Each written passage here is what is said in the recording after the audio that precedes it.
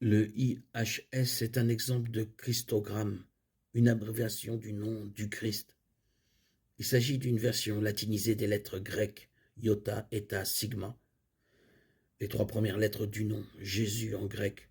Le symbole IHS signifie donc Jésus.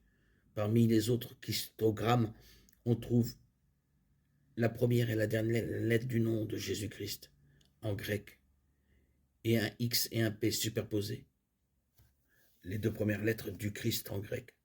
Parfois, les lettres IHS sont entrelacées. D'autres représentations incluent une croix au-dessus ou issue du H.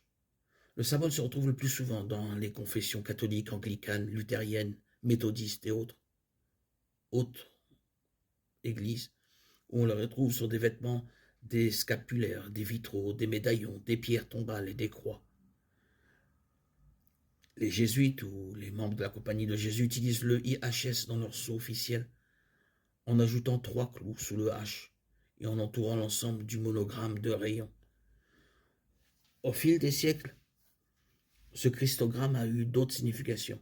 L'une d'entre elles est qu'il s'agit d'une abréviation de l'expression latine Jesus, hominum salvator, Jésus le sauveur des hommes.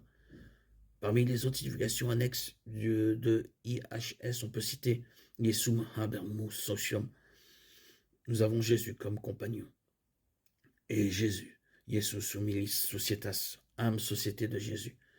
Selon la légende, Constantin le Grand aurait eu une vision d'une croix et les mots latins in hoc sigmo vinces. Par ce signe tu vaincras.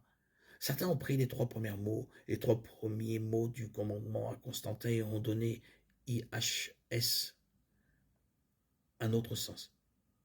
Certains ont même complètement ignoré le latin, ajoutant une signification purement anglaise à son service. À l'origine, cependant, IHS signifiait simplement Jésus.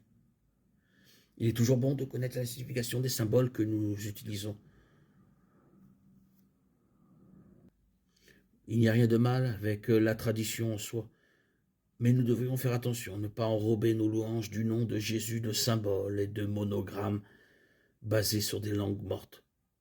Mieux vaut proclamer hardiment le nom au-dessus de tous les noms. Jésus, Philippiens 2,9, d'une manière que tout le monde puisse comprendre plutôt que de risquer de laisser des gens dans l'ignorance. C'est pourquoi Dieu l'a souverainement élevé et lui a donné le nom qui est au-dessus de tout nom. Philippiens 2,9.